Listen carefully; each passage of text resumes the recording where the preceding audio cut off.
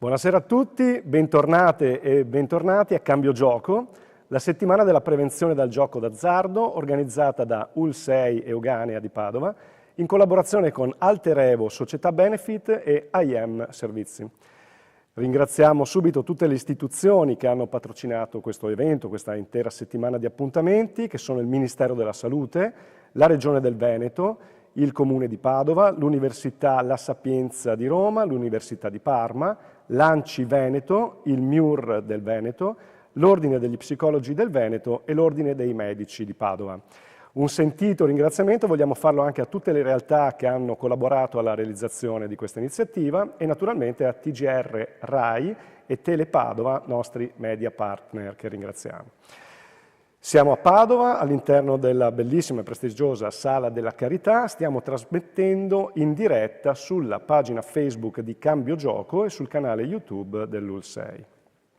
Salutiamo quindi il pubblico molto numeroso e partecipe che ci sta seguendo da tutta Italia. Veramente in queste due prime giornate abbiamo avuto un grandissimo livello di partecipazione e interazione e quindi invitiamo tutte le persone a condividere le nostre dirette sui propri canali social e li ringraziamo per questo supporto. Invitiamo le persone che ci stanno seguendo anche a scriverci in questi canali per interagire con noi e rivolgere delle domande ai nostri ospiti di questa settimana.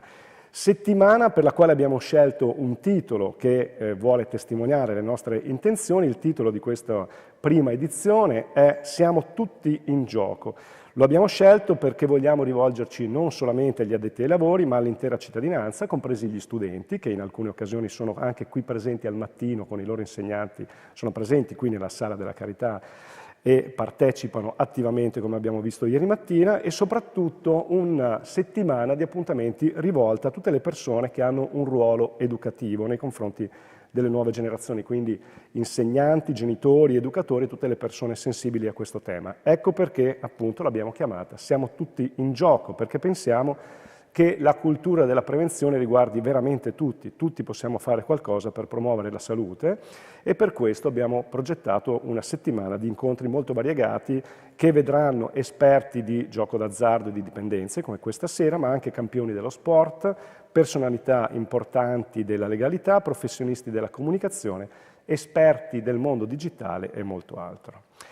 Avrete certamente potuto vedere in queste settimane che esiste anche un sito che riporta tutte le informazioni su questo evento, dove sono disponibili tutti i materiali promozionali e l'intero programma che potete consultare e scaricare. Il sito è www.cambiogioco.uls6.it. Sul sito resterà traccia di tutti gli incontri dove potrete rivedere le videoregistrazioni. Qui con noi questa sera c'è il dottor Alberto Rainer, responsabile del centro diurno Acqua Fondazione San Gaetano, che al termine dell'incontro ci aiuterà a fare una riflessione e potrà eventualmente porre delle domande e interagire con i nostri ospiti e relatori. Quindi, dottor Rainer, buonasera, benvenuto e grazie per aver accettato il nostro invito. Abbiamo qui per un saluto istituzionale il dottor Vito Sava, che invito a raggiungerci, che è il direttore del Dipartimento Dipendenze dell'UL6 Euganea. Benvenuto direttore, buonasera, grazie per essere qui. Grazie a voi, grazie ai presenti, grazie a quanti sono collegati online. E continuiamo questo nostro percorso questa sera.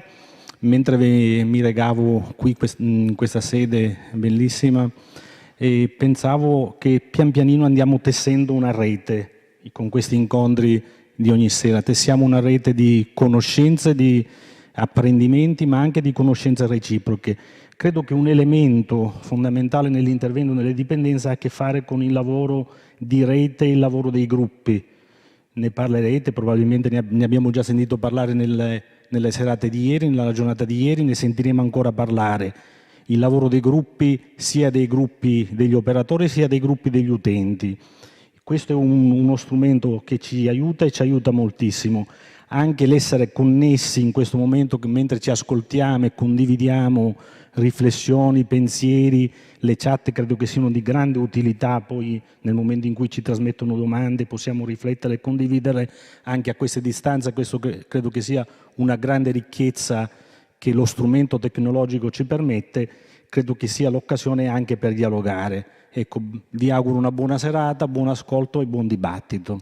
Grazie mille, dottore, grazie per il suo saluto e anche per questa sottolineatura al tema della rete, perché è per noi importante tessere delle relazioni per raggiungere più persone possibili in questo messaggio di promozione, scusate, e di promozione della salute. Per un altro gradito saluto abbiamo con noi collegata anche Suor Albina Zandonà, che è la direttrice delle cucine economiche popolari di Padova, che è con noi. Buonasera, benvenuta, grazie per essere qui. Buonasera, buonasera. Allora, veramente grazie di cuore, ecco, per chi ha pensato, organizzato questa settimana, ecco, perché credo sia stata impegnativa, e che sarà, perché non è appena iniziata, ma credo che sia ancora più impegnativo la quotidianità, ecco, per chi sta accanto, sia come genitore, come insegnante, come professionista, a persone che vivono dipendenze. Alle cucine popolari non arrivano tante persone che hanno dipendenza da gioco, ma dipendenza da sostanze. Ecco. E stare accanto a queste persone non è semplice, ma non è semplice neanche per chi vive la dipendenza. Ecco. E racconto solo questo fatto, ecco, di un giovane che è morto a 34 anni proprio perché aveva dipendenza da alcol. Siamo andati al funerale e un altro ospite delle cucine mi ha detto: guarda, non è che lui non voleva uscire dalla sua situazione, ma non è riuscito a farlo. Ecco, io credo che questo almeno a me aiuta molto, ecco. E stare accanto a chi vive momenti di dipendenza con attenzione, delicatezza, ecco, perché tante volte le persone appunto non è che non vogliono, perché si può, no, cadere dentro anche agli giudizi, ma dovresti, ma non è così, ecco, la vita è molto più complessa. Quindi veramente buon cammino, ecco, a chi sta portando avanti questa settimana, ma buon cammino proprio nella nostra quotidianità, ecco, perché abbiamo la capacità di avere questo sguardo amorevole, ecco, verso queste persone e senza giudizio, ma anche con l'attenzione di porgere sempre la mano, ecco, perché non sappiamo quando una persona poi sarà in grado di prendere la mano e tentare di uscirne dalla sua situazione. Buon cammino a tutti. Grazie e buon lavoro a lei e alla sua realtà, la ringraziamo molto per il saluto e anche per questa sottolineatura importante del fatto che ci sono delle storie dietro i numeri che spesso analizziamo e questo ci sta molto a cuore, questo aspetto umano. Quindi la ringraziamo moltissimo, grazie a lei dunque e al dottor Vito Sava per il vostro saluto e quindi possiamo iniziare l'incontro di questa sera, il cui titolo è Malati di gioco, la dipendenza femminile e in età dello sviluppo. Per affrontare questi temi abbiamo con noi la dottoressa Anna Franceschini, la dottoressa Fulvia Prever e in collegamento il professor Stefano Vicari. Li ringraziamo tutti e tre di cuore per la loro presenza e disponibilità e per dare lustro alla nostra iniziativa con la loro competenza. L'incontro di questa sera intende affrontare questo tema, il tema del gioco d'azzardo come una situazione che può evolvere in una condizione patologica che toglie libertà alla giocatrice e al giocatore, con gravi conseguenze psicologiche e relazionali. In questo incontro saranno affrontati e chiariti gli aspetti salienti della dipendenza femminile, che risulta spesso invisibile ma è sempre più rilevante per le sue conseguenze familiari e sociali e necessita quindi di un approccio specifico. Parleremo inoltre di giovani e giovanissimi con lo scopo di offrire informazioni utili a riconoscere l'insorgenza delle dipendenze. Vi presento ora brevemente anche i relatori di questo incontro, sinteticamente perché hanno tutti e tre un curriculum veramente lunghissimo, a testimonianza della loro esperienza e competenza. La dottoressa Anna Franceschini è psichiatra e psicoterapeuta, libero professionista, ha lavorato per l'ULSS 2 Marca Trevigiana nel Dipartimento di Salute Mentale come direttrice dell'Unità Operativa Semplice e nel Dipartimento delle Dipendenze. È stata direttrice di Struttura Complessa delle Dipendenze di Trento e ha esperienza come docente, formatrice e ricercatrice clinica e ha inoltre al suo attivo varie pubblicazioni scientifiche su riviste nazionali e internazionali. È stata la responsabile scientifica e relatrice in corsi e congressi nazionali, presidente del Consiglio Direttivo Triveneto della Società Italiana Tossicodipendenze. Quindi buonasera, grazie per essere qui. A breve le daremo la parola, ma presento anche gli altri relatori della serata. La dottoressa Fulvia Prever è psicoterapeuta, già dirigente psicologa del SERD di Milano, presidente della Fondazione Varenna di Milano e responsabile scientifica del progetto Azzardo e Donne e del settore dipendenze di SUNCOP per la ricerca e la clinica. È fondatrice del gruppo terapeutico motivazionale rivolto a donne con problemi di gioco d'azzardo ed è referente internazionale per le dipendenze comportamentali del gioco d'azzardo nella popolazione femminile per alcune società internazionali di ricerca e studio. È stata segretaria nel direttivo di Alea ed è autrice di numerosi articoli scientifici, divulgativi e saggi su azzardo e dipendenze comportamentali da sostanze. Buonasera, benvenuta, grazie per essere qui anche a lei. Il professor Stefano Vicari, che doveva essere in collegamento con noi ma ha avuto un imprevisto dell'ultimo momento, parteciperà con una videoregistrazione perché ci teneva molto a dare il proprio contributo e quindi siamo riusciti ad organizzarci all'ultimo momento per avere la sua partecipazione che trasmetteremo come terzo intervento della serata. Quindi siamo contenti che nonostante questo imprevisto importante il professor Vicari sia riuscito a dare il suo contributo e a partecipare con una leggera differita. Il professor Vicari è professore ordinario di neuropsichiatria infantile all'Università Cattolica del Sacro Cuore e dirige l'unità operativa complessa di neuropsichiatria infantile al Bambin Gesù di Roma. È socio fondatore dell'Istituto Rete Ricerca e Terapia in Età Evolutiva di Roma ed è fondatore e membro del comitato scientifico dell'Associazione Italiana Ricerca Autismo. È inoltre membro di società scientifiche, responsabile di progetti di ricerca nazionali e internazionali e di commissioni ministeriali sulla salute mentale in età evolutiva.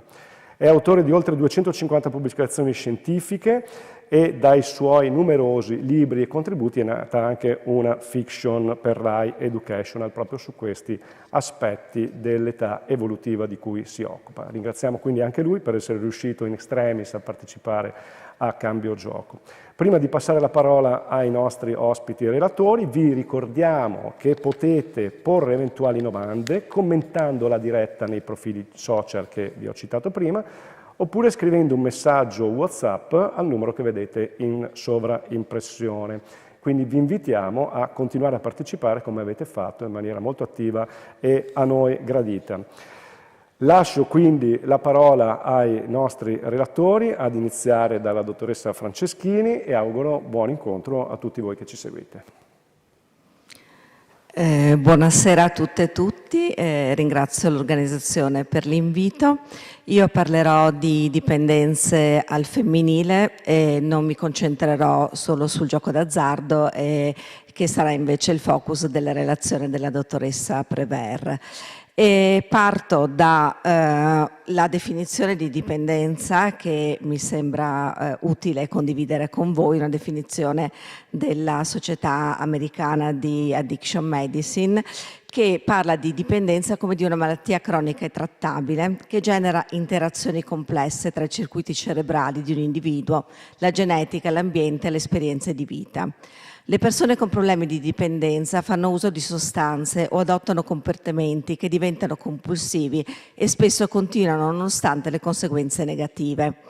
E mi piaceva iniziare con questa definizione per condividerla, perché stiamo parlando quindi di un disturbo, non di un vizio, non di un comportamento moralmente riprovevole di cui le persone devono vergognarsi, ma di qualcosa che fa parte appunto di una problematica di tipo clinico che è possibile prevenire e soprattutto che deve essere curato in modo appropriato e con trattamenti di qualità che devono anche tener conto del genere come determinante di salute e quindi anche del ruolo appunto che le differenze sessuali, quindi biologiche, e i determinanti sociali della salute, tra quindi il genere, hanno nell'insorgenza e nell'evoluzione della malattia.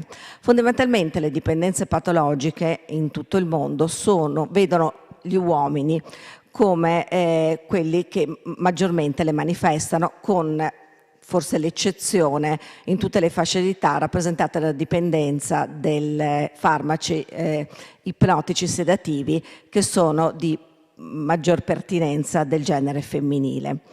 Ma questo non significa che non ci dobbiamo interessare anche delle dipendenze patologiche che riguardano appunto le donne, e non dobbiamo considerare le differenze appunto fra uomini e donne, perché il genere implica diversi fattori di rischio e di protezione, diverse motivazioni all'uso di sostanze o ai comportamenti di dipendenza, ad esempio appunto nel gioco d'azzardo, diverse conseguenze dell'uso, diverse esigenze di trattamento, diversi esiti dei trattamenti e sviluppo di problematiche genere specifiche, come ad esempio quelle relative alla gravidanza, che qui non andremo a trattare.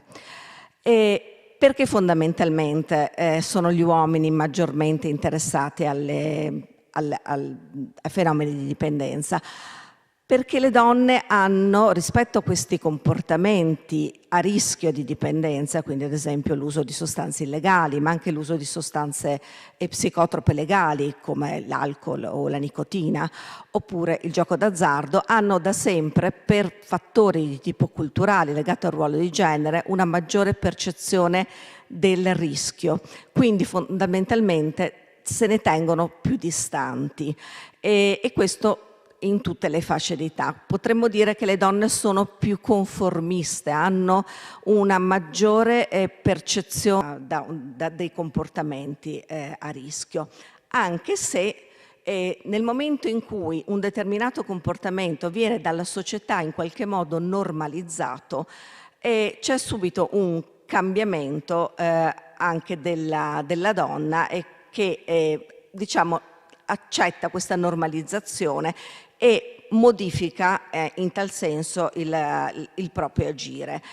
Quindi una società che normalizza determinati comportamenti può portare anche il mondo femminile ad accettare e a cambiare il proprio atteggiamento, e questo ha comportato e comporta, ad esempio nella popolazione femminile, una riduzione di quello che è il cosiddetto gender gap rispetto ai comportamenti a rischio. Nella popolazione studentesca, ad esempio italiana, ma non solo quella italiana, anche quella europea, certi comportamenti legati ad esempio all'uso di sostanze legali, tabacco o alcol, ma anche rispetto al gioco d'azzardo, vede la riduzione appunto delle differenze fra maschi e femmine, e ad esempio l'età un po' critica tra i 15 e i 16 anni vedono le ragazze usare determinate sostanze o avere comportamenti a rischio tipo l'ubriacatura, quindi l'uso di alcol, in percentuale uguale a quella dei ragazzi.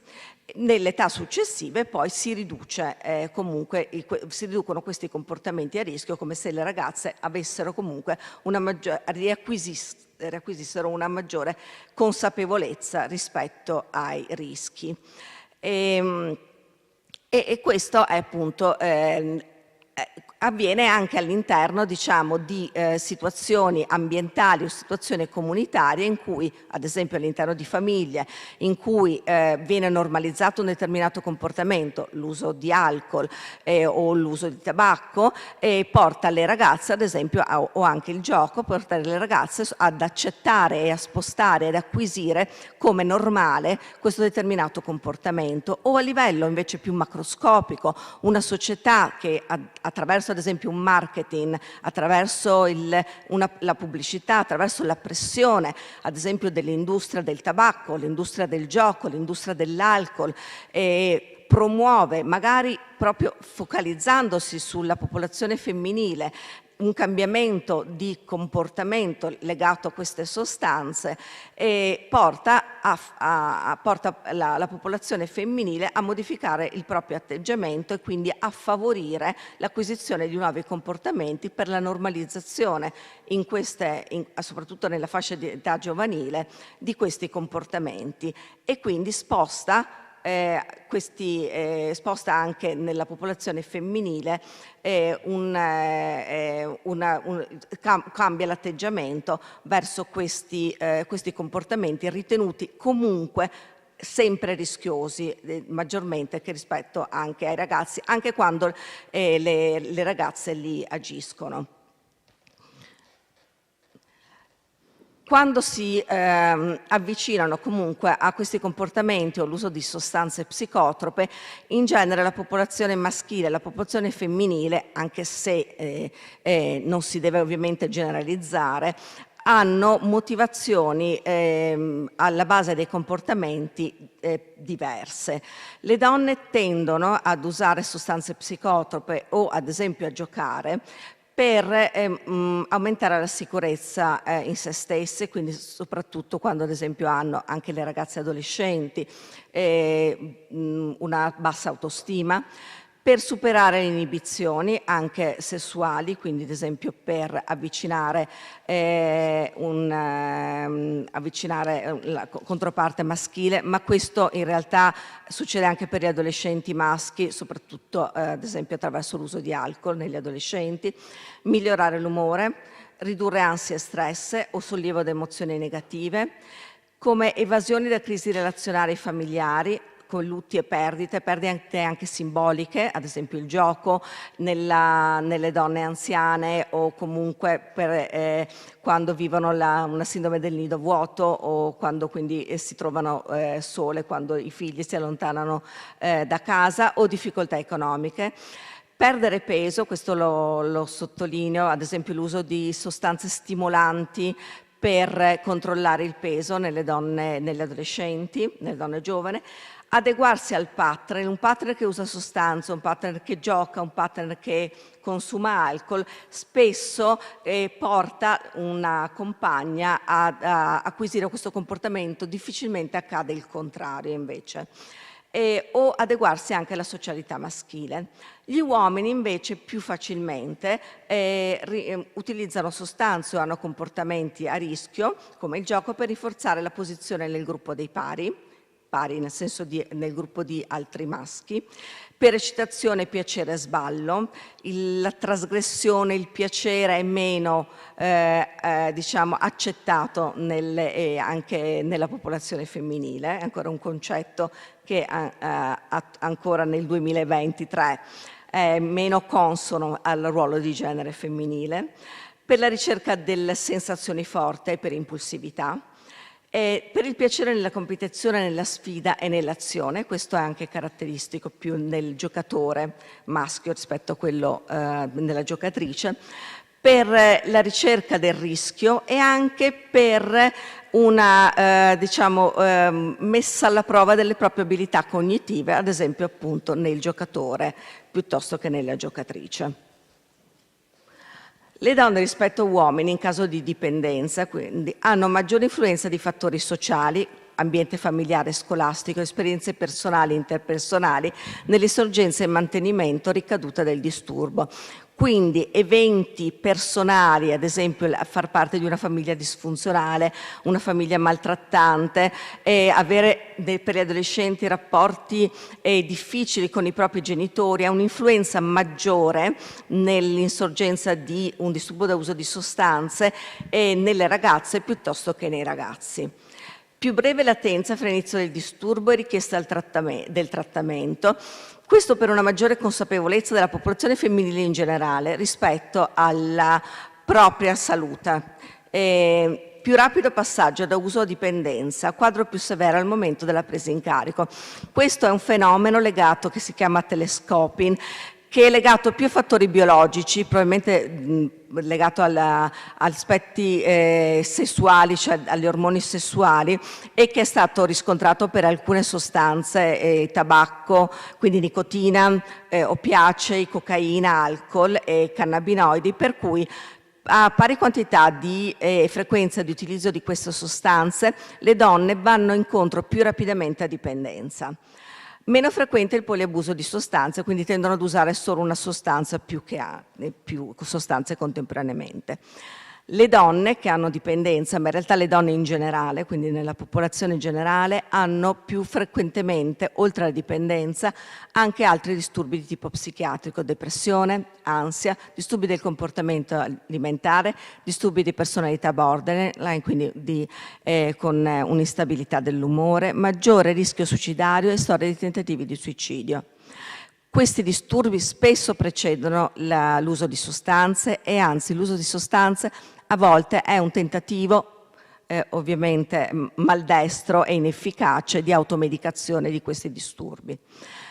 Le donne con dipendenza hanno più delle donne nella popolazione generale, più della controparte maschile, una storia di traumi, di abusi fisici, sessuali, psicologici e di disturbo post-traumatico da stress in infanzia, adolescenza ed età adulta, e vanno incontro a rivittimizzazione anche a causa dell'uso di sostanze.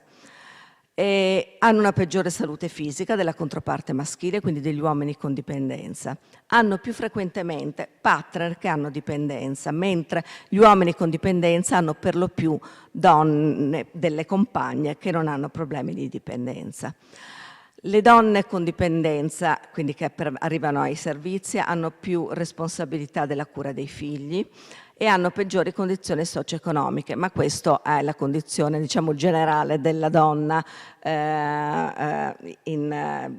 anche come abbiamo visto anche la scorsa settimana, era l'8 marzo, i dati della condizione femminile anche in Italia ci dice che appunto la condizione socio-economica, la condizione anche delle donne lavoratrici in Italia le rende più vulnerabili della controparte maschile, e questa cosa ovviamente nella popolazione delle donne con dipendenza è ancora più marcata. Hanno maggior rischio di misuso di farmaci sedativi, analgesici e oppioidi, maggiore stigmatizzazione e minore utilizzo dei trattamenti. Mi soffermo un attimo sulla questione legata allo stigma, perché è una cosa molto importante. Allora, la società definisce i confini di ciò che è accettabile per uomini e donne sin dall'infanzia, e quindi gli stereotipi di genere che la permeano in modo più o meno esplicito. Gli stereotipi dominanti sull'espressione della femminilità e l'assimilazione della donna al suo ruolo materno e di cura, che la vedono orientata verso il focolare domestico, versus ruoli maschili orientati all'esterno da breadwinner, da cacciatore, hanno portato ad una costruzione sociale del consumo di sostanze psicoattive diversa per i sessi. La percezione sociale delle donne che usano sostanze sia legali che illegali o sono dipendenti dal gioco d'azzardo è molto più negativa che per gli uomini, perché in contrasto con il concetto e le aspettative sociali di femminilità socialmente condivisa. Ne deriva un doppio stigma che colpisce le donne con dipendenza, perché oltre ad utilizzare sostanze o giocare d'azzardo, tradiscono il loro mandato. Quindi le donne con dipendenza vengono ritenute doppiamente devianti e quindi sono oggetto di un doppio stigma che viene fortemente introiettato dalle donne, che hanno una rappresentazione di sé consonante, coerente con questo doppio stigma. Questo stigma ha un duplice ruolo. Da un lato potrebbe essere considerato protettivo, nel senso che proprio per non incorrere in questa percezione negativa, la donna si può tenere lontano da questi comportamenti di dipendenza, ma in realtà per contro può essere una tale fonte di vergogna e di colpa che può tenere lontana la donna dalla richiesta di aiuto, ad esempio dai servizi, e può anche fare in modo che, ad esempio, i familiari, proprio per vergogna, colpa, perché questi stessi stigmatizzanti e non supportivi nascondano la dipendenza della donna e non chiedano aiuto per la loro familiare, cosa che invece non succede quando è un familiare, ad esempio uomo, perché la compagna, la madre, la sorella invece è sempre in prima fila, appunto è colei che si prende cura e accompagna il familiare ai servizi per chiedere aiuto. E questa stigmatizzazione è una delle barriere più forti alla richiesta di aiuto della popolazione femminile ed è fortemente, appunto, come dicevo, introiettata dalla donna ed è una delle fonti di ripiegamento su di sé e anche di depressione e di mancanza, appunto, è una delle principali barriere intrinseche, appunto, alla richiesta di aiuto. In breve vi mostro come, appunto, il genere e anche le differenze di sesso possono influenzare ad esempio una dipendenza nelle donne rispetto invece alla controparte maschile. Le donne fumano meno degli uomini, ma hanno maggiore sensibilità a effetti dannosi, maggior rischio di diventare dipendenti fin dall'adolescenza, hanno craving, cioè desiderio più intenso e quindi difficoltà a smettere. Questo è più un discorso legato al sesso, quindi alle ormoni sessuali, più che alle questioni di genere. In genere rispondo meno a terapie farmacologiche e comportamentali, meno terapie farmacologiche perché in realtà la maggior parte dei farmaci per il tabacco e anche per l'alcol, vedremo dopo, non sono stati sperimentati sulle donne e quindi non sappiamo quanto efficaci possano essere e anche non sono stati studiati nell'ambito della loro sicurezza sulle donne. La disintossicazione è più efficace se vengono attivati interventi psicosociali che attenuino le problematiche coesistenti, ad esempio quelle psichiatriche, riportano sintomi depressivi più intensi durante la fase di astinenza e quindi sono più a rischio di ricadute. C'è una correlazione positiva fra depressione e dipendenza da nicotina. Donne e alcol. Le donne bevono meno degli uomini per quantità e frequenza, ma hanno maggiore sensibilità a effetti dannosi, tra cui deficit cognitivi, danni epatici e cardiaci. Hanno craving più intenso e quindi difficoltà a smettere. In genere rispondo meno a terapie farmacologiche, come sopra.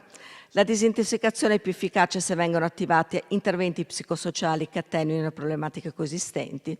Riportano sintomi depressivi più intensi durante la fase di astinenza e quindi sono più a rischio di ricadute. Quindi il trattamento della depressione va considerata quando si aiuta una donna a smettere di bere. Alcol e pandemia, questo così mi interessava mostrarvelo. Tra marzo e dicembre 2020 nella popolazione oltre 65enne si è registrato un incremento del 6% della quota complessiva di persone che riferisce di consumare alcol. Questo aumento è totalmente attribuibile all'aumento del consumo moderato nelle donne, passato dal 17% del 2019 al 25% del 2020. Dal 20 al 30% delle donne con alto livello di istruzione, dal 15 al 21% fra le donne con basso livello di istruzione. È interessante il dato che le donne che bevono di più hanno più alto livello di istruzione, gli uomini che bevono di più hanno un basso livello di istruzione. Questo per darvi l'idea appunto delle differenze di genere che ci sono nella popolazione legate ai comportamenti a rischio. Temi comuni nella vita delle donne con dipendenza: vergogna e stigma, abusi fisici e sessuali, difficoltà relazionali, paura di perdere i figli. Questa è una grandissima barriera ancora presente che fa sì che le donne non chiedano aiuto per la propria dipendenza. Paura di perdere il partner, bisogno di avere il permesso del partner per chiedere trattamento, mancanza di risorse socio-economiche, problemi alloggiativi e logistici. Mancanza di servizi dedicati, mancanza di comprensione delle necessità delle donne da parte dei servizi, mancanza di servizi per i figli, scarsa coordinazione fra i servizi, penso servizi sociali, i SERD insieme ai centri di salute mentali, i consultori. E questa è una nota dell'Organizzazione Mondiale della Sanità che secondo me è molto importante: scarsa leadership delle staff che cura le donne. E lo staff che cura le donne è spesso uno staff femminile che è all'interno dei servizi sociosanitari poco considerato e invece deve assolutamente essere valorizzato. I principi di un setting adatto alle donne, che deve essere fondamentale e che quindi deve essere creato nei servizi sociosanitari quando vogliamo dedicarsi alle donne con dipendenza. Deve essere un setting consapevole che il genere conta nell'organizzazione, nella raccolta dati, nel training dello staff. Deve tener conto degli stereotipi di genere, dello stigma, dell'influenza socioculturale nella vita e nella carriera, della dipendenza delle donne. Creare un ambiente che garantisca sicurezza, rispetto e dignità. Deve sviluppare politiche pratiche e programmi che si fondano sulla relazione e promuovono connessioni sane e salutari con lo staff, con i figli, familiari e altri significativi della comunità. Porre attenzione all'uso di sostanze, traumi, disturbi mentali e le relazioni fra questi aspetti, creando servizi integrati, inclusivi e attinenti alla cultura di genere.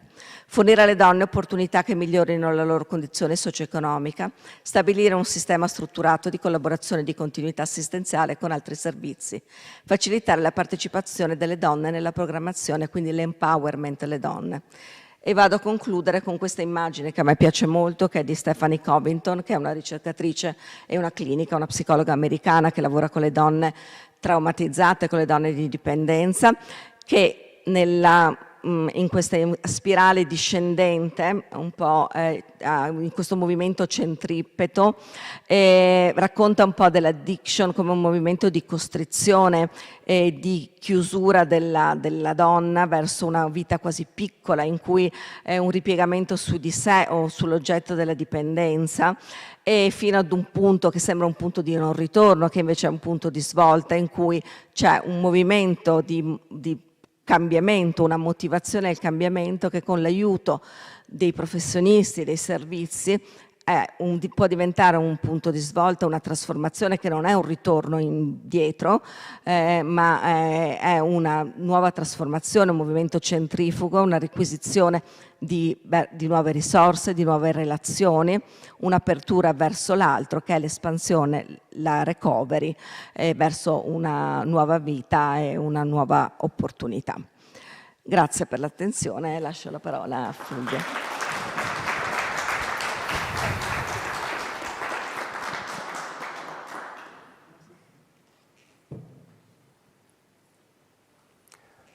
Grazie a lei, dottoressa. Intanto che la dottoressa Prever si prepara, la ringraziamo. Intanto poi naturalmente stanno già arrivando delle domande dal pubblico che le gireremo più tardi.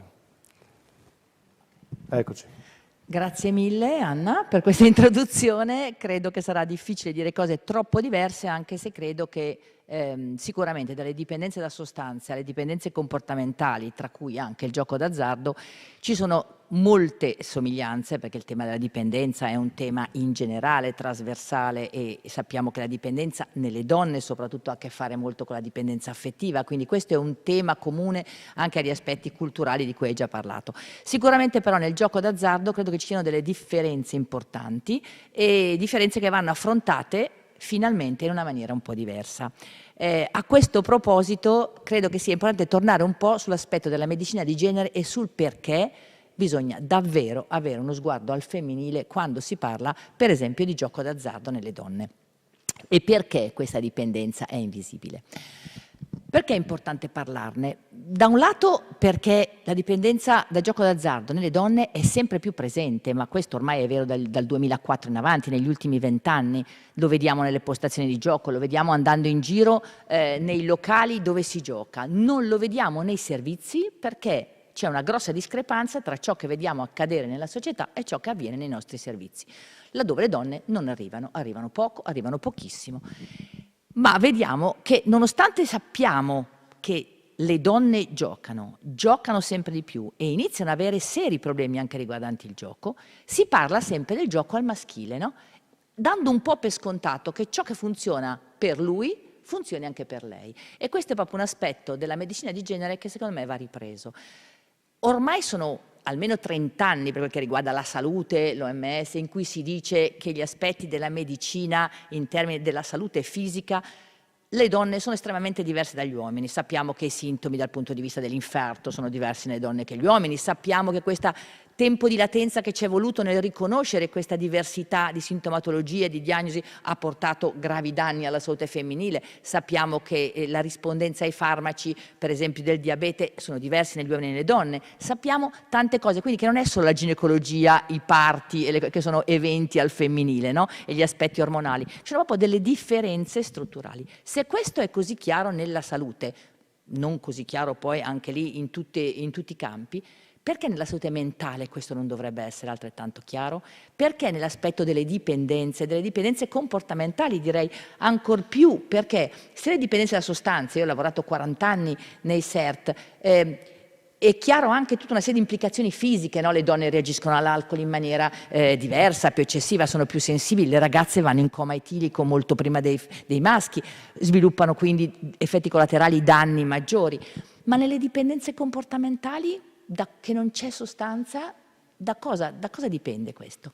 Quindi, tornando al gioco d'azzardo, io credo che sia fondamentale capire che fin dagli aspetti diagnostici per certi versi, noi sappiamo che i criteri diagnostici del gioco d'azzardo, così come delle altre dipendenze comportamentali, lo vedevo in quest'ultimo libro di cui poi vi parlo un attimo, su tutte le dipendenze comportamentali al femminile, tutte le colleghe di varie parti del mondo riportavano questo stesso tema. I criteri diagnostici per le dipendenze comportamentali e sul gioco d'azzardo sono davvero adatti a descrivere la sofferenza delle donne rispetto a questo? Noi pensiamo ai primi studi sul gioco d'azzardo sono stati estrapolati, quindi il DSM terzo, da studi su popolazioni prevalentemente maschili, veterani di guerra americani, i giocatori anonimi, allora prevalenza maschile. Come possiamo pensare che da quei criteri, da cui abbiamo ricavato poi gli aspetti diagnostici, quei criteri rispondono oggi a quelli che sono gli elementi di fragilità femminile, gli elementi che ci danno l'idea che una donna diventa o non diventa dipendente dal gioco? Ma questa è una cosa di cui tutti ci stiamo interrogando.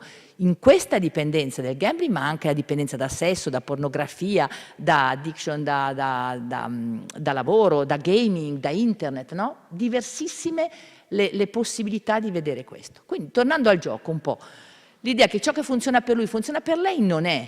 Quindi se l'immagine una volta del giocatore era, come abbiamo detto, un uomo giovane, no? Anzitutto nella patologia, giovane, alla ricerca di sensazioni forti, comportamenti a rischio, avventura, belle donne giocano, quindi un gioco d'azzardo come un passatempo esclusivo dell'uomo e quindi anche una patologia maschile. Questo per evidenti appunto ragioni culturali e sociali, no? Che ostacolavano il fatto che le donne andassero al casinò, andassero all'ippica, se non per accompagnare gli uomini, no? Come My Fair Lady. Il lotto stesso, tradizionale gioco italiano, femminile nella misura in cui si gioca in casa, per tradizione allora, in cui le donne facevano in casa propria, elaboravano i sogni, ne raccontavano, come dire, di madre in figlia, i sogni, i numeri, la cabala, ma poi le puntate le facevano i ragazzini andando fuori, le donne rimanevano protette all'interno della casa. Quindi il gioco di un certo tipo rimaneva fuori dalle nostre corde, ma a un certo punto i giochi stessi, no? Erano quindi giochi attivi, giochi orientati alla competizione, non avevano un grande appeal sulla popolazione femminile, un po' come si dice le donne amano questi giochi orientati alla fuga, no? Escape oriented, come diresti. Anche se abbiamo visto nelle ricerche ultime, mi viene in mente questa storia che raccontava Heather Wardle, molto interessante, in Inghilterra, anche la forma in cui si offre il gioco, non solo le caratteristiche femminili e maschili, ma il modo di fare marketing, porta le donne ad avere o meno un problema di dipendenza. Il gioco può essere avere più o meno appeal. Per esempio, appunto, l'ippica non è mai stato un gioco da donne, le scommesse sportive, ma in Inghilterra, in un momento in cui negli anni 60 i bookmaker andavano a casa door to door, proprio porta a porta, a offrire la possibilità di puntare, le donne in Inghilterra hanno avuto un incremento di partecipazione al gioco delle scommesse sportive, ippiche in questo caso, incredibile. E quando questi bookmaker, alla fine degli anni 60, hanno smesso di fornire questo servizio e hanno incominciato e invece hanno aperto le famose scale scommesse in Inghilterra, che sono dei posti orrendi, terribili, dove ci vanno sostanzialmente, se avete mai visto a Londra, gli homeless a stare al caldo, come dire, d'inverno, cioè quelli che bevono, lì le donne non hanno più messo piede, fine delle scommesse all'ippica. Quindi non è che perché quel gioco era un gioco di tipo adrenalinico e di competizione necessariamente andasse bene, ma l'offerta di gioco è quella che poteva catturare le persone. Quindi questo ci dà l'idea che questa nuova offerta di gioco a bassa soglia, ovunque nella nostra vita, il marketing, i nuovi target, come dicevi tu in pubblicità, hanno cambiato un po' i giochi, in tutto il mondo questo, non solo da noi, in tutto il mondo. E quindi oggi vediamo benissimo che chi gioca è anche una donna normale, semplice, una casalinga, di solito di mezza età, la popolazione che vediamo noi, anche fino alla settantina, ottantina, nel mio gruppo ci sono donne fino a 78, 80 anni, da un minimo di 45-50, abbiamo avuto qualche trentenne un tempo, ma molto poche. Donne alle prese con la fatica del quotidiano, con famiglia, lavoro, lotta appunto con la depressione, un po' il vuoto, come si diceva, no? Il nido vuoto, la solitudine e gli affetti. E l'avventura del gioco d'azzardo è diventato un bisogno, mi viene da dire, un sogno di fuga dalla realtà, che spesso è un po' faticosa. E quindi, come si diceva, chi ha lavorato nelle dipendenze sa, no, che tutte le donne, per valicare appunto questa barriera a trasgressione, in tutte le dipendenze, alcol, tabacco, era vero, ci mettono più tempo, no? Per tutta una serie di motivi di cui tu hai già parlato, ma quando lo fanno è sempre in modo esasperato. Noi sappiamo che le pazienti, le persone, le donne che si rivolgono a noi sono donne molto complesse e cui trattare i cui problemi implica davvero una capacità di stabilire una relazione e di vederne tutte le sfaccettature. Non è solamente sul gioco d'azzardo, io ho visto all'interno anche di questo gruppo che ho fondato da 12 anni, Non si tratta di fare come dire, di avere facilmente codificare una terapia come la cognitivo-comportamentale, come si fa con i giocatori. C'è molto più bisogno di sentirsi raccontare le loro storie, di fare raccontare le loro storie, di entrare proprio nel merito. Loro ci spiegano molto meglio, se sappiamo ascoltare, qual è la loro visione della dipendenza da gioco, cosa le fa soffrire, quali sono i problemi. Non è solo il gioco che ci portano, è tutto ciò che sta dietro, appunto, come si diceva, le relazioni familiari disfunzionali, la difficoltà, la violenza subita, che può essere psicologica, fisica, l'abuso, anche quella economica, che voglio dire è del resto quella che tiene le donne in scacco nelle situazioni.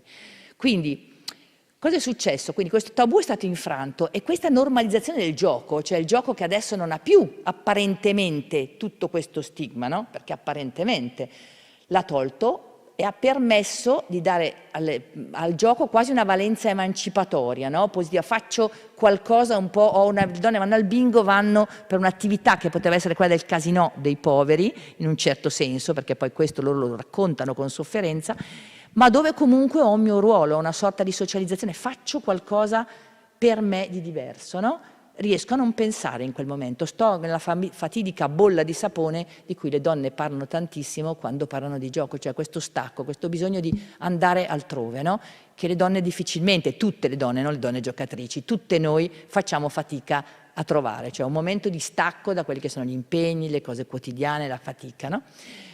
Anche un aspetto emancipatorio e anche di rivalsa rispetto alle proprie partner, alla propria situazione familiare. Questo è solo per vedere che comunque non sono così poche le donne, questa è ancora la ricerca Istat di 4-5 anni fa, e in ogni caso sono il 30% di donne che giocano in maniera, diciamo, sociale, rispetto a un 43%, che non è poco. E se guardiamo però le giocatrici problematiche, di quel 30% c'è un 2,5 di donne che hanno un problema di gioco problematico rispetto a un 3,6, quindi sta diminuendo questo gap e vediamo che se poi si analizzasse meglio la popolazione dai 65 in su, questo è tipico nelle donne, la percentuale di donne, spesso non riusciamo a far avere queste statistiche, nonostante ne parliamo spesso col CNR, proprio sulle donne. Guardiamo gli over 65, per anni non ce li siamo guardati, abbiamo perso una bella fetta di popolazione femminile che invece era estremamente a rischio per tutta una serie di motivi, di fasi della vita diverse, di fine del lavoro, pensionamento, eventuali lutti, momenti di crisi fisiologica della vita, no?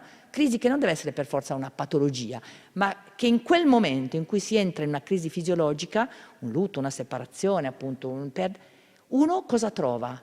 Non trova magari un aspetto sociale, non trova intorno delle persone perché è un momento difficile, ma trova il gioco. E il gioco, a differenza delle sostanze, è molto più sdoganato, è molto più semplice, no, da approcciare, quindi molto più pericoloso da questo punto di vista.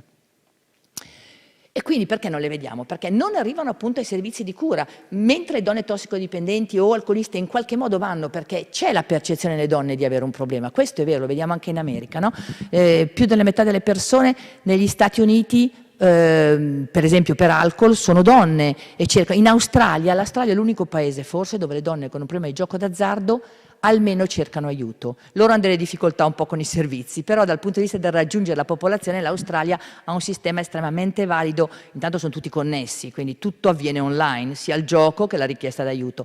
In questo senso, dietro lo schermo dell'online le donne riescono almeno a contattare, cosa che da noi non è. Dopo il problema si pone dopo rispetto all'intervento, però. Da noi invece, dove abbiamo dei servizi mediamente fisici, è difficile, è difficilissimo, e comunque se mai arrivano da sole, appunto per la famosa logica per cui gli uomini, le donne vengono per i loro mariti, per i loro figli, per i loro padri, a mo' di crocerossine, ma loro per se stesse non chiedono. Abbiamo fatto delle belle ricerche anche su questo con vari paesi dell'Europa, proprio sulle difficoltà e su quanto l'apporto anche familiare c'entra moltissimo come variabile sulla possibilità di agganciarsi a un servizio, di rimanere in cura e di avere una migliore outcome, migliore risultato del trattamento. E questo è fondamentale.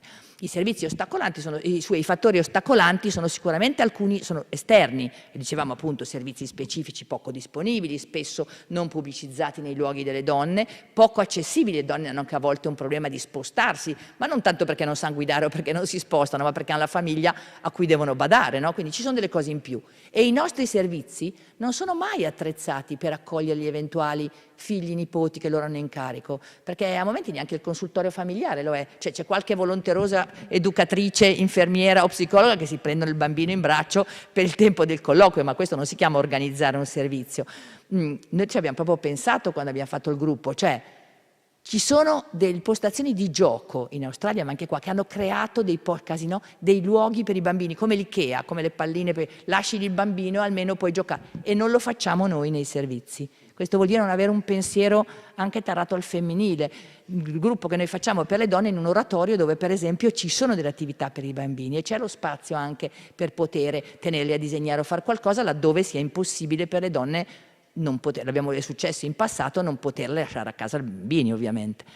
Quindi i servizi sostanzialmente non sono women friendly, cioè non sono al femminile. I gruppi che si propongono spesso, che sono il lavoro elettivo che si fa con il problema del gioco d'azzardo, non sono gruppi al femminile e non sono gruppi fatti in un certo modo, quindi molto più sulla narrazione, sul bisogno di esprimere, sul bisogno di tirar fuori ciò che il gioco in qualche modo compensa, no? Quando si dice che per le donne il gioco è un sistema di coping, è un sistema per fronteggiare tutte le difficoltà, lo sono state le sostanze negli anni precedenti, ma direi che il gioco lo è in maniera ancora più chiara, perché proprio è un comportamento, quindi non è una sostanza, quindi è davvero un comportamento che aiuta, e in un certo senso questa sorta di stampella di aiuto e di autocura, io credo che sia, tra virgolette, una buona cosa in certe situazioni, perché impedisce di stare peggio di così. Spesso è un modo per affrontare appunto le violenze che sono passate, il dolore collegato a questo, finché non si è in grado terapeuticamente di sganciarsi da queste situazioni, non si riesce a elaborare,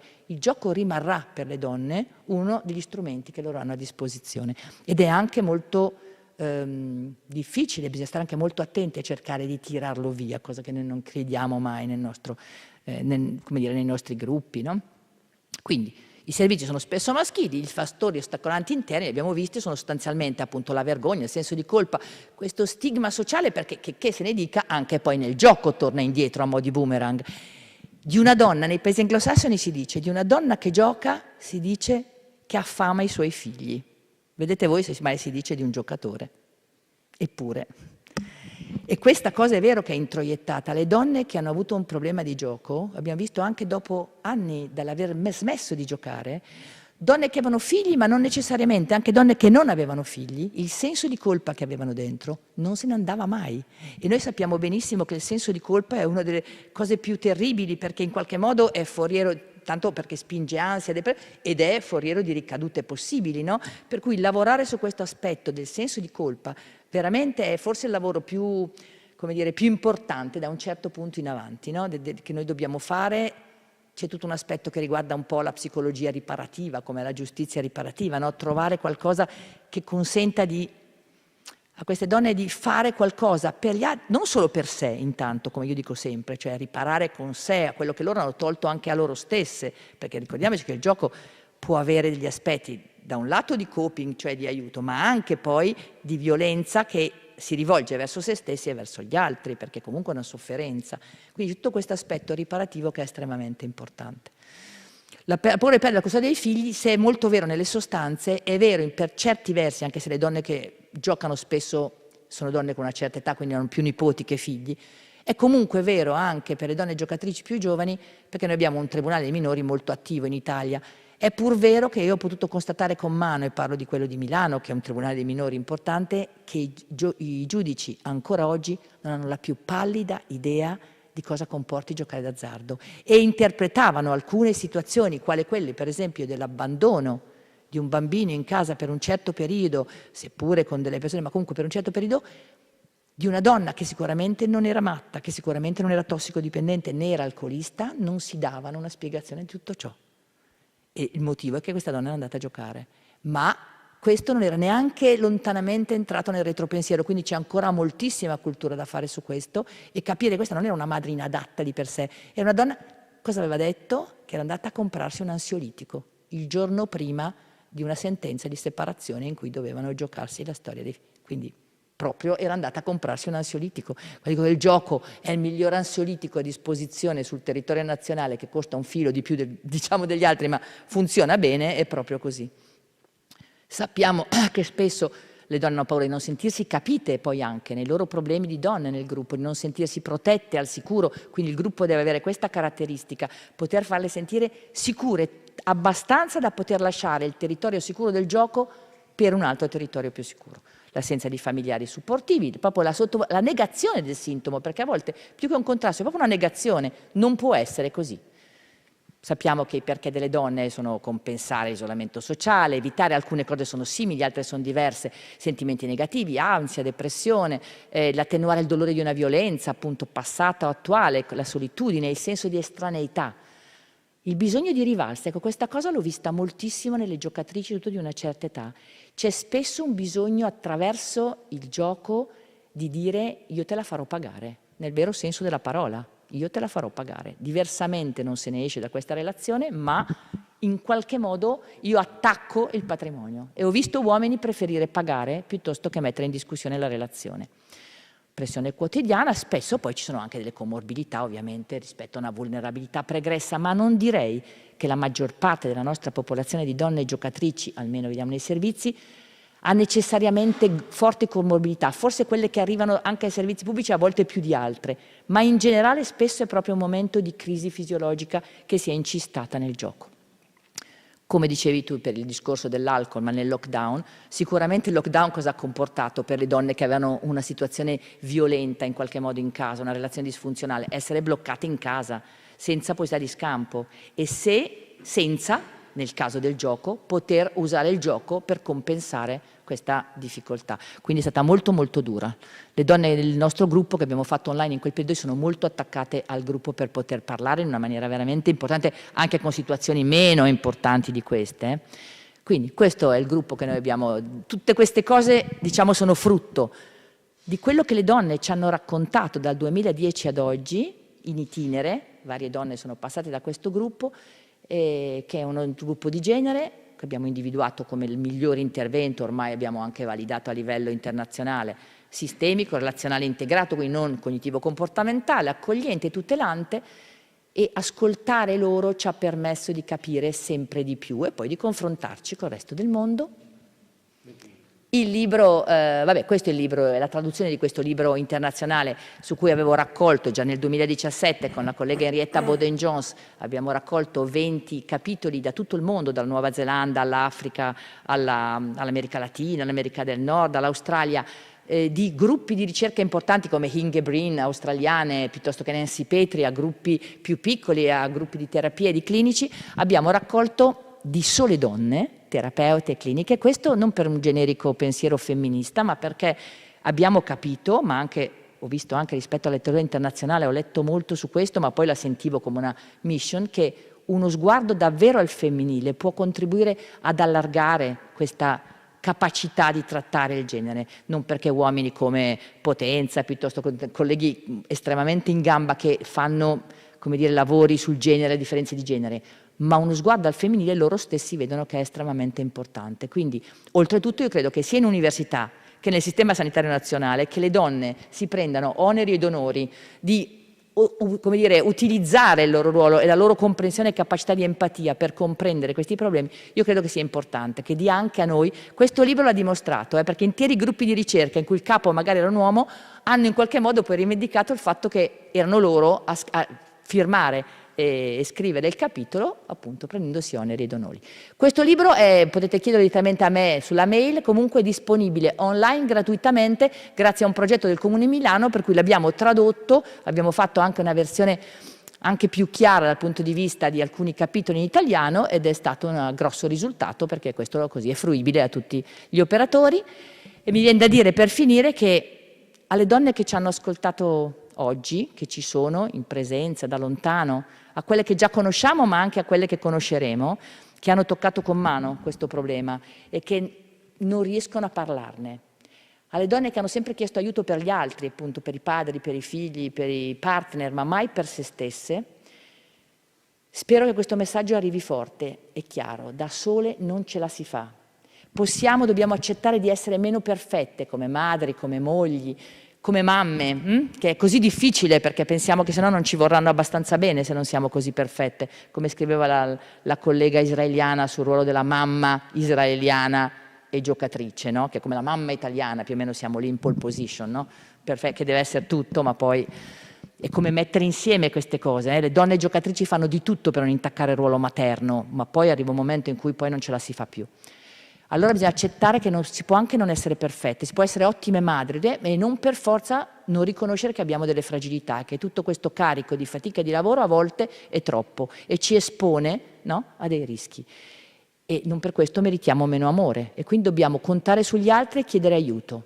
E invece vorrei dire agli operatori, ai colleghi che ci ascoltano e che stanno tentando di raggiungere le donne in difficoltà, di sperimentare nuovi modi di aggancio perché le donne non arrivano e si scervellano. Abbiamo fatto tanti gruppi di brainstorming su come raggiungere in Italia, ma poi in varie situazioni anche nel mondo, le donne, come portare il messaggio, no? Che ci sono dei punti di ascolto. Spero che sia stato in qualche modo qualcuno dei nostri stimoli e che insomma non dobbiamo aver paura di continuare a cercare, tenendo in mente davvero che le differenze di genere sono un punto cruciale, perché l'aiuto deve essere possa essere mirato, efficace e accogliente, proprio a misura di donna. E questa rete internazionale che si è creata nel mio lavoro man mano, perché guardare oltre i nostri confini credo anche che sia molto importante, non rimanere, cioè ci dà più idee, ci dà più spazio, ci permette a noi di sostenerci sia dal punto di vista lavorativo ma anche affettivo. Questa rete internazionale durante quest'ultimo libro, c'era il lockdown, è stata fondamentale per aiutare ognuno di noi a sentirsi meglio, sia nel lavoro che nella propria vita. E quindi per anche aggiungere qualcosa di più in questa prospettiva al femminile, in questo percorso, perché penso che quando le donne si sostengono una con l'altra, succedono cose incredibili. Vi ringrazio.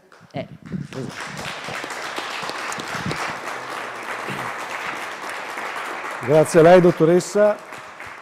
Grazie a lei, dottoressa. Veramente questa sera si sta aprendo uno spaccato importante che meritava un'attenzione specifica e ci state veramente aiutando a vedere oltre qualcosa che spesso non è all'attenzione.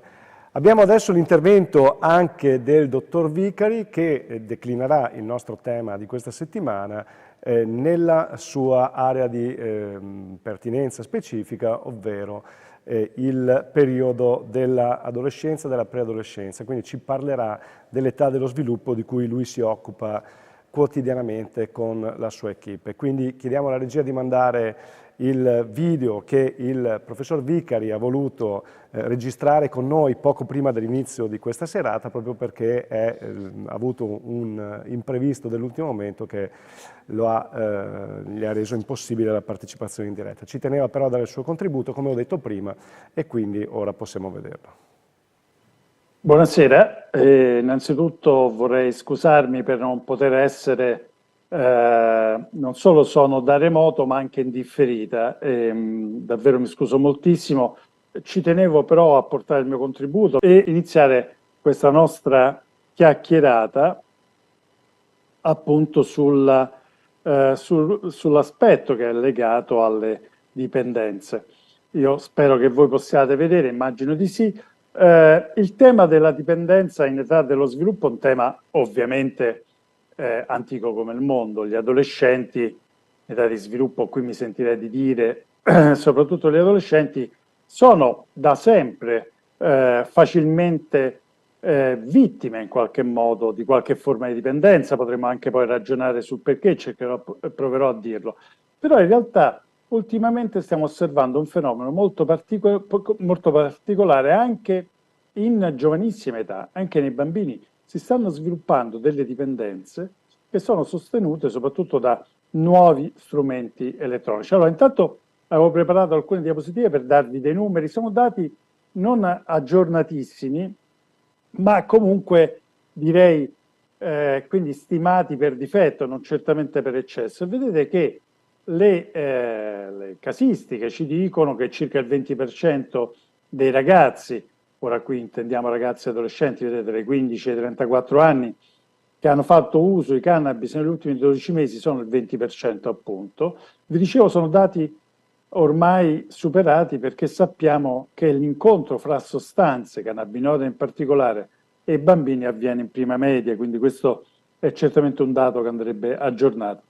Il 16% invece riferiscono di fumare. La dipendenza dall'alcol, vedete, ancora molto dipendenza, no scusatemi, giovani che consumano alcolici, siamo intorno al 20%, ma guardate le percentuali davvero impressionanti di ragazzi tra i 14 e i 19 anni che hanno giocato d'azzardo almeno una volta nell'ultimo anno, saliamo al 49%, una percentuale altissima. E tra l'altro, guardate, molti dei ragazzi, facevano uno studio qualche anno fa con la Caritas, ci dicono che il gioco che utilizzano è soprattutto il gratta e vinci, cioè è lo Stato che in qualche modo induce l'uso di un avvicinamento, anzi meglio, a giochi che vengono considerati giochi d'azzardo perché prevedono comunque una mediazione col denaro. Questa pubblicazione, vedete qui rappresentata, poi vi farò vedere meglio, è un documento che abbiamo prodotto come Bambino Gesù ormai qualche anno fa, vedete, il 2017, ma come vi dicevo i dati, se sono approssimati, sono approssimati per difetto, non certamente per eccesso. Ecco, però vi dicevo, le nuove tecnologie rappresentano certamente un grido d'allarme. Io ho scelto di parlare di queste stasera perché mi sembrano davvero gli aspetti più inquietanti che noi osserviamo nei nostri ragazzi. E vedete che dalle statistiche di cui io sono in possesso, il 50% dei adolescenti 14-19 anni ci dice che trascorre tra le 3 e le 6 ore con lo smartphone in mano. Queste percentuali si riferiscono a un periodo pre-Covid. Sappiamo benissimo che la pandemia ha rappresentato invece un aumento sensibile di questi dati. Gli adolescenti, ma anche i bambini ormai partecipano a chat particolarmente pericolose in qualche modo perché possono essere adescati da adulti e alcuni pubblicano anche selfie pericolosi, vedete circa il 10%. E l'altro aspetto che non può essere sottovalutato è l'impatto che questo tipo di abuso, perché appunto si parla di un uso esasperato, produce sulla riduzione delle ore del sonno e come la deprivazione del sonno è uno dei fattori che predispone maggiormente alle malattie mentali. L'uso e soprattutto l'abuso di strumenti elettronici è un elemento di forte pericolosità per la salute mentale dei ragazzi, anche perché, e questo è l'altro dato che vi sottolineo, gran parte degli adolescenti ci dice che usa, quasi la totalità degli adolescenti, usa questi strumenti in autonomia. E ripeto, l'età si sta abbassando, ormai questo riguarda anche bambini degli ultimi anni delle elementari e delle scuole medie. Allora, le dipendenze da internet si vanno diffondendo, il Covid ha amplificato moltissimo, vedete che la dipendenza da internet implica diverse attività, il gioco d'azzardo patologico, certamente lo shopping compulsivo, anche una tendenza a ricercare in modo compulsivo informazioni online, questo è sicuramente più tipico degli adulti piuttosto che dei bambini, ma negli adolescenti non è raro trovare invece una dipendenza, un uso compulsivo di siti pornografici, spesso appunto la sessualità negli adolescenti si esprime da sempre probabilmente ricorrendo a immagini, oggi c'è una grande offerta sulla rete e questo ovviamente è un elemento che riguarda gli adolescenti e sempre più precocemente anche i preadolescenti e i bambini. E poi l'altro aspetto che io segnalo come particolarmente pericoloso è questa addiction legata alle relazioni che si possono stabilire sulla rete, quella che noi chiamiamo cyber relational addiction, cioè una dipendenza legata a delle relazioni che non sono più relazioni in presenza ma a distanza sul web e quindi fortemente alterate proprio dallo strumento. È un disturbo questo, l'internet gaming disorder? Beh, gli psichiatri cominciano a porre attenzione a questo tipo di realtà e tant'è che nel sistema di classificazione delle malattie mentali se ne comincia a parlare, vedete, è una condizione che richiede ulteriori ricerche, ma certamente è, come dire, posto sotto attenzione da parte delle organizzazioni sanitarie, come ad esempio l'OMS, che ha incluso il disturbo del gioco nella revisione del suo sistema di classificazione malattia mentale, che sapete è ormai arrivata all'11ª revisione appunto. Quando è che possiamo parlare di dipendenza? Beh, quando sono presenti questi fattori, vedete, il craving, l'astinenza, la tolleranza. Il craving è la necessità di assumere con urgenza, ad esempio, una sostanza. Immaginate il craving di chi ha una dipendenza da nicotina, un desiderio tanto improvviso quanto incontrollabile, ma anche l'astinenza, cioè il fatto che si prova un disagio se non è possibile soddisfare quel desiderio, se parliamo di dipendenza dal gioco, ad esempio, del giocare. E poi la tolleranza, cioè ne serve sempre di più per dare lo stesso piacere che si provava precedentemente. E quindi se prima mi bastava un quarto d'ora di gioco online, poi me ne servirà mezz'ora per provare lo stesso piacere, poi un'ora e così via. Questi sono i 3 criteri con cui noi definiamo la dipendenza, che può essere, ripeto, da sostanze oppure da strumenti elettronici. La cosa interessante è che sappiamo che il cervello, le parti del cervello che entrano in gioco quando noi siamo dipendenti in qualche modo, diciamo così, da un videogioco, è un po' la stessa area, le aree del piacere in particolare, che vedete qui rappresentate, che si attivano quando noi utilizziamo sostanze di abuso. In qualche modo il desiderio indotto dai videogiochi o comunque dalla navigazione online è simile a quella che proviamo dall'uso di sostanze come la cocaina, ad esempio.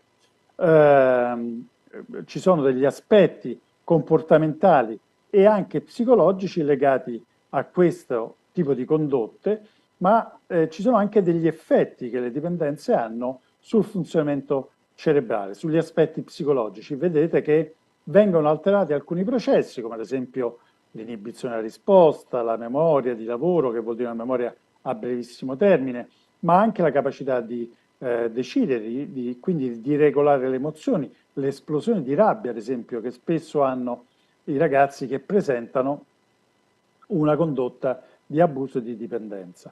Quindi l'aspetto impulsivo è nettamente esasperato, mentre il sistema riflessivo è nettamente diminuito. Quindi quei ragazzi che fanno un uso eccessivo di giochi e internet hanno difficoltà in qualche modo a regolare i propri impulsi e spesso presentano disturbi comportamentali. Quali devono essere i segnali di allarme? Beh, l'incapacità quindi di staccarsi da internet e avere anche delle reazioni di particolare sofferenza rispetto alla privazione di questo tipo di strumento. Ma possono poi esserci dei comportamenti che vanno dall'apatia alla depressione, quindi una sorta di stanchezza cronica che possono essere associate anche a un malessere psicologico legato all'impossibilità di connettersi. E spesso i ragazzi negano di passare troppo tempo su internet, è utile ad esempio cronometrare il tempo che loro utilizzano in questo tipo di attività e appunto questa attività si va a sostituire a degli interessi che magari precedentemente c'erano, ragazzi che tendono a uscire meno, che non praticano più sport, che passano molto più tempo in casa e quindi un ritiro da quelle che sono le relazioni sociali. E questi sono i rischi ovviamente che possono associarsi a un abuso di questo tipo di strumenti elettronici, il ritiro sociale innanzitutto, fino a anche senza rendersene conto che questa è la realtà che si sta costruendo, quindi con la comparsa anche di sintomi dissociativi, l'obesità, il disturbo dell'umore, una difficoltà a regolare le proprie emozioni, ma soprattutto questo tipo di attività di dipendenza possono portare ad altre dipendenze, come ad esempio dipendenze da sostanze. E quindi quando internet diventa la principale attività, questo è vero un po' per ogni dipendenza, no? Penso ai ragazzi che hanno una dipendenza da cannabinoide, la principale attività della giornata consiste nel procurarsi la canna o nel caso delle attività, nel trascorrere attività rispetto di questo tipo, cioè di navigazione e di utilizzo appunto dei siti internet. Come possiamo prevenire questi rischi? Allora, qui il discorso sarebbe complesso, il tempo è limitato. Allora, intanto noi dovremmo sempre cercare di capire se queste condotte hanno alla base un disturbo psicopatologico. Molto spesso i ragazzi arrivano a sviluppare queste dipendenze anche perché hanno un disturbo mentale sottostante, ad esempio un disturbo relazionale, una fobia sociale o anche un ADHD, cioè un disturbo del comportamento che si esprime con una difficoltà di attenzione e con iperattività. Però, al netto di tutto questo, come possiamo prevenire il rischio di un abuso da parte dei bambini e dei ragazzi di social e internet? Beh, li dobbiamo educare fin da piccoli, cioè dobbiamo accompagnarli in un uso responsabile degli strumenti elettronici senza lasciarli da soli come attività. Ecco, io tremo quando entro in un ristorante e vedo bambini piccolissimi a cui viene dato il tablet o lo smartphone perché così non disturbano i genitori che mangiano, che così possono mangiare tranquillamente. Questo è ancora più preoccupante quanto più sono piccoli i bambini. Ormai questo è un fenomeno che osserviamo anche in ospedale, ad esempio durante le visite in bambini di pochissimi anni, di 2-3 anni. Questo è un elemento di forte preoccupazione. E poi l'attività che si passa su questi strumenti non può essere alternativa, non può andare a sostituire attività più creative o anche di relazione come l'attività appunto intrafamiliare di gioco comune. Qual è l'età giusta per il primo smartphone? Questo è un altro aspetto su cui con i genitori rischiamo molto. Beh, ci sono delle linee guida che ci dicono che sarebbe opportuno che i ragazzini, i bambini, non utilizzassero mai lo smartphone in autonomia, qui parliamo di autonomia, prima dei 12 anni. Cioè, prima dei 12 anni il telefonino dovrebbe essere utilizzato insieme a mamma e papà. Soprattutto la navigazione su internet che può essere fatta dovrebbe avvenire sempre sotto l'attento controllo dei genitori. Questo, quando dico queste cose, mamma e papà mi guardano un po' allibiti e mi guardano come se fossi un uomo della preistoria. Però ricordatevi sempre che dare un telefonino con una libera navigazione a un bambino è come dargli un'arma con cui può farsi anche del male e ferirsi profondamente.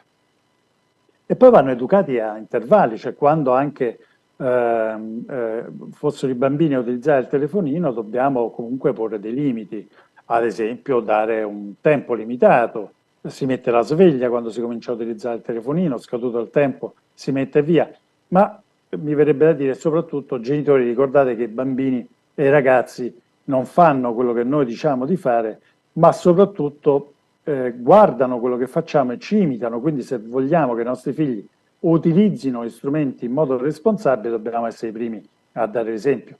Difficile pretendere che i nostri figli a tavola non utilizzino il telefonino se noi per primi non ne facciamo un buon uso e quindi ad esempio a tavola anche i telefonini mamma e papà si mettono via.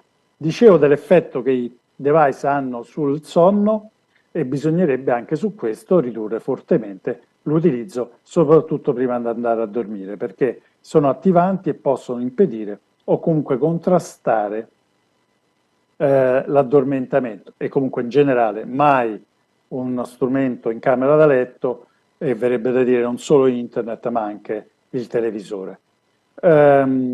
Ecco, è bene comunque che i genitori supervisionino anche i collegamenti, questo è molto legato all'età ovviamente, se parliamo di bambini questo è soprattutto vero, ma anche negli adolescenti fare molta attenzione rispetto al materiale che viene condiviso su internet. Ecco, educare fin da piccoli quindi aiuta a un autocontrollo, perché questo è il punto, non ha senso impedire, ma occorre educare all'autocontrollo. Ci sono delle guide su questo, ho già fatto riferimento a questa pubblicazione del nostro ospedale, vedete che c'è un sito, quello che rimanda appunto in questa diapositiva ospedalebambinogesù.it dove potete trovare questo quaderno in cui gran parte delle cose che vi ho detto sono raccolte. Vorrei concludere dicendo però che, sottolineando ancora una volta, che se noi vogliamo degli adolescenti responsabili che quindi siano in grado di gestire ad esempio gli strumenti elettronici, ma anche in generale essere più forti rispetto alle tentazioni che le dipendenze possono ingenerare su di loro, dobbiamo educarli fin da piccoli. In questo libro che ho pubblicato poco tempo fa, che si intitola Bambini autonomi e adolescenti sicuri, sottolineo già nel titolo questo aspetto. Se vogliamo degli adolescenti che siano in grado di accettare le sfide quotidiane che la loro età, bellissima ma anche complicata, pone loro, dobbiamo prepararli fin da piccoli. Più rendiamo i nostri bambini autonomi, più ne faremo degli adolescenti sicuri. Bene, io mi fermo qui, vi ringrazio per l'attenzione, vi scuso ancora per non poter partecipare al dibattito, mi scuso con voi che state seguendo questo webinar interessantissimo, ma anche con le colleghe che sono parte di questa nostra serata. Grazie ancora e alla prossima. Bene. C'è l'applauso della sala anche per l'intervento del professor Vicari, nonostante la leggera differita. Un intervento che si è composto con i precedenti e che credo abbia dato un contributo importante, proprio perché l'obiettivo di questa sera era far capire che anche rispetto alle dipendenze, al gioco d'azzardo in particolare, è fondamentale comprendere le specificità delle differenti fasce d'età e di genere. E quindi questo era l'obiettivo di questa serata, molto ricca con dei contributi che meriteranno certamente in futuro ulteriori sviluppi e approfondimenti. Vorrei però passare la parola al dottor Alberto Rainer, che è il nostro ospite in sala di questa sera, per una considerazione, se vuole, una domanda per le nostre ospiti.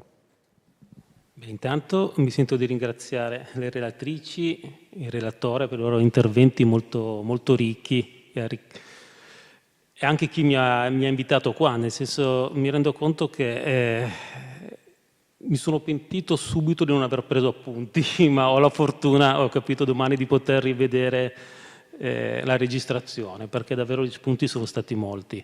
Ecco, io lavoro in un centro diurno. Cosa vuol dire questo? Vuol dire che lavoro, questa è una settimana della prevenzione, lavoro quando in qualche modo siamo già nella fase del trattamento, quindi le persone in qualche modo o hanno chiesto aiuto, sono arrivati ai servizi, quindi tutta la riflessione riguarda come intervenire. Di sicuro quello che è stato detto, quindi di pensare dei progetti, dei gruppi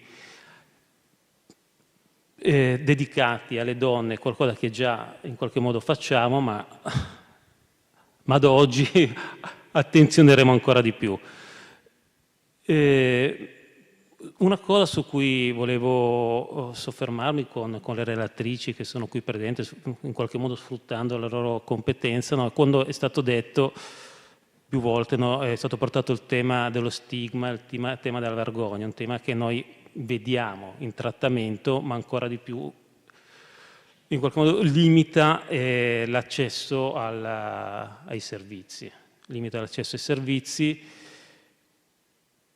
e su questo credo che anche da casa molte persone dicono: ma sì, come possiamo fare? Noi magari ci accorgiamo da alcuni segnali, magari anche sui segnali vi chiederei di dire qualcosa sui segnali a cui il familiare, a cui le persone devono stare un po' attenti. E poi mi rendo conto che la domanda ha una risposta molto difficile, no? Ma come si può essere vicino a queste persone per arrivare a quello che dicevi, nel senso arrivare a dire che l'aiuto va chiesto perché da soli diventa impossibile? Non so chi vuole prima. Beh sì, grazie per questa domanda. Sicuramente il tema della prevenzione adesso è un tema altrettanto importante di quello della terapia poi e della cura, soprattutto perché nelle donne, come dicevamo prima, dall'insorgenza, come dire, dalla frequentazione al gioco, allo sviluppo di un gioco problematico, sicuramente lo span di tempo è molto molto stretto, no? Nel senso, c'è questo effetto appunto che è simile a quello delle sostanze, ma per motivi diversi, di rapida progressione verso un gioco problematico / patologico. Quindi i tempi che noi abbiamo da un lato per intervenire e anche i tempi precedenti, cioè quindi quelli per intervenire in maniera preventiva, sono tempi molto stretti. Questo ci porta a scervellarci ancora di più su come intercettare appunto i bisogni delle donne e dove intercettarli. Abbiamo fatto dei lavori con alcune ASL in giro per l'Italia su come proporre al di fuori dei servizi delle dipendenze, peraltro, perché io ho lavorato per 40 anni lì, ma è proprio lì che mi sono accorta che all'interno del servizio le donne non arrivavano, i gruppi misti funzionavano pochissimo, una donna e 10 uomini. Quindi abbiamo portato, per esempio, nel mio caso, in termini di volontariato, diciamo, professionale all'esterno, il gruppo all'interno di una parrocchia centrale di Milano, no? Di un grande oratorio che accoglie vari gruppi di autoaiuto, e lì è un luogo non connotato, tranquillo, facilmente raggiungibile, in centro, dove le donne possono entrare senza che nessuno si chieda perché ci entrano, con, senza figli. Quindi quello è un luogo buono, secondo me, per l'accoglienza, diciamo, e la terapia. Ma facciamo un passo ancora prima: dove possiamo raggiungere le donne in qualche modo per far passare il messaggio che c'è la possibilità di aver incontrato questo problema nella vita e senza, appunto, e anche c'è un posto dove si potersi rivolgere in assoluto anonimato? E le idee sono state tante. Abbiamo fatto questo esperimento, questa specie di brainstorming in Italia, così come nel resto dell'Europa, non so, in Polonia per esempio, no? Allora, dove vanno le donne? Comunque in assoluto in Italia, per esempio, qualsiasi donna, c'è chi diceva al supermercato, c'è chi ha detto i parrucchieri. E per esempio abbiamo fatto un progetto su questo nella ASL di Cremona, che poi è stato descritto in questo libro. Una donna, qualsiasi donna, anche povera, ricca, almeno una volta ogni tanto al parrucchiere ci va, a parte quelli che c'hanno la ricrescita fuori durante il lockdown. Quindi quello, per esempio, è un luogo, e dal parrucchiere non solo ci vanno le donne, ma raccontano di sé. Quindi di solito i parrucchieri ti dicono: signora, potrei fare la psicologa. Quello è, per esempio, un buon canale di aggancio in un certo senso, ma ce ne sono tanti altri. Cioè, quindi il problema è, in Polonia c'era il luogo dove, vicino alla chiesa, dove le donne parlavano di culto e di religione, no? Perché era un luogo molto... e quello era un luogo dove si poteva trattare, e così via. Quindi il problema che vedo io è proprio quello di... non esiste una formula, secondo me, e poi non so se Anna pensa così. Dobbiamo, ogni luogo, intanto Milano è diversa da Castelfranco Veneto, da Treviso, da Padova. Abbiamo visto anche il gruppo della Media Fiorin, aveva caratteristiche molto diverse quando era aperto di quello milanese, proprio in termini anche del tipo di ambiente sociale in cui è immerso, no? Perché Castelfranco Veneto, appunto, non è una grande città come Milano. In ogni luogo ci sono agganci diversi.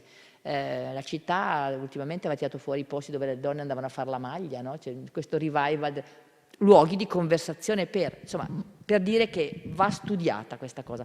Certo che il contrario è riuscito benissimo. Parlavamo di responsabilità sociale.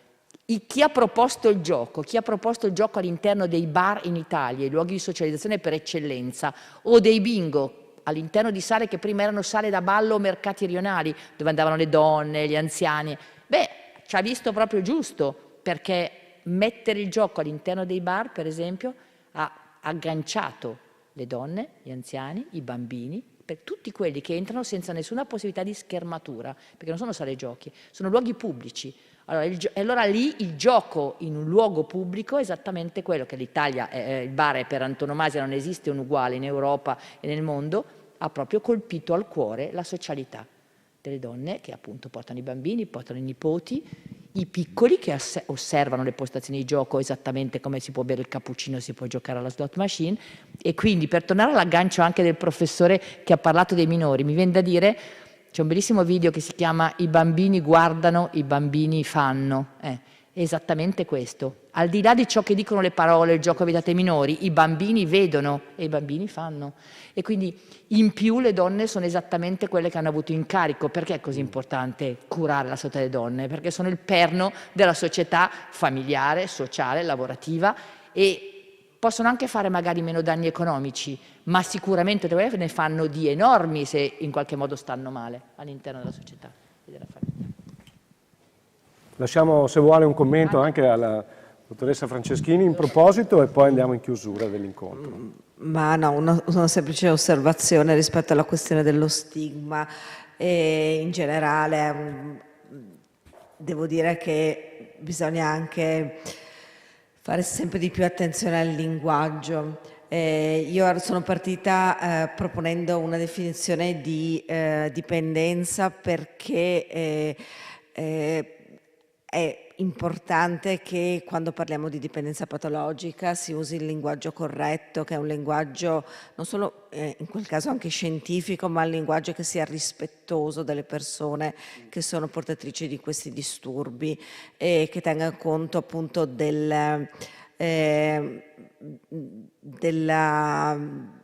una base appunto di disturbo, di patologia, e che non sia colpevolizzante, che non sia discriminante, che non sia marginalizzante, e perché sennò il risultato è appunto di nuovo rimettere nell'angolo queste persone, e uomini e donne che siano, ma soprattutto le donne, e quindi impedire che formino una richiesta di aiuto, impedire loro il supporto, di riceverlo all'interno del loro ambito familiare, e di avvicinare quindi i servizi ai professionisti, sia specialistici, ma anche di essere riconosciuti o di essere aiutate all'interno dei servizi non specialistici, perché diciamoci la verità, lo stigma verso le persone che soffrono di dipendenza e le donne che soffrono di dipendenza è elevatissimo anche all'interno dei servizi sanitari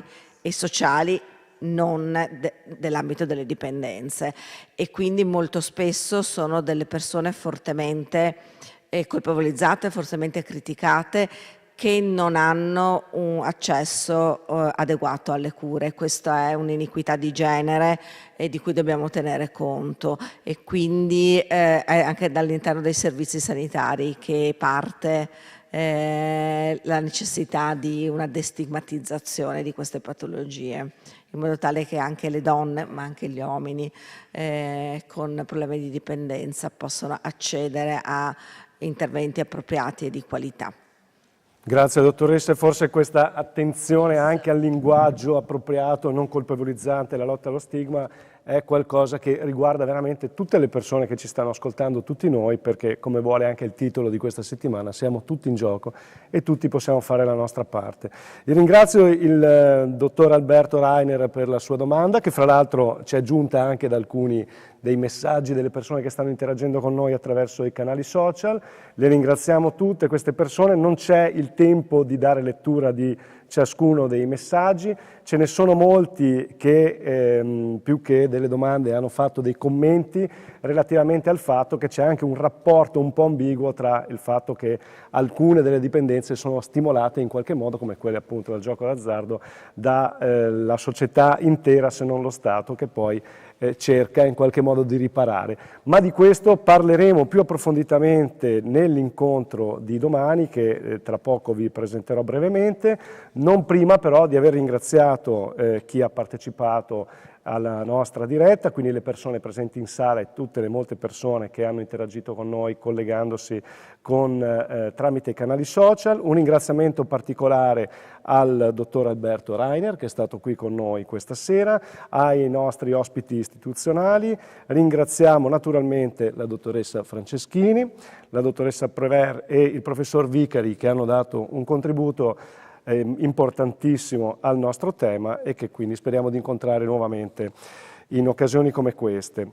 Dopo questa seconda giornata ne avremo un'altra domattina, che comincia con un appuntamento alle ore 10:30, quindi leggermente differito come orario di partenza rispetto agli altri appuntamenti del mattino, che sono tutti alle 10. L'incontro di domattina si intitolerà "Su chi puntiamo?", dalle scommesse sportive al riciclaggio di denaro, con Giovanni Melillo, che è il procuratore nazionale antimafia e antiterrorismo, Giulia Migneco di Avviso Pubblico e il giornalista Giovanni Tizian. Quindi vi aspettiamo tutti per questo importante ulteriore contributo di cambio gioco al tema che stiamo affrontando. UL6 Euganea di Padova vi ringrazia di cuore per aver partecipato, vi invitiamo a continuare a seguire il nostro programma, potete sempre consultare il sito www.cambiogiocol6.it, e quindi vi aspettiamo per i prossimi appuntamenti e vi ringraziamo per l'attenzione. Buona continuazione di serata a tutti.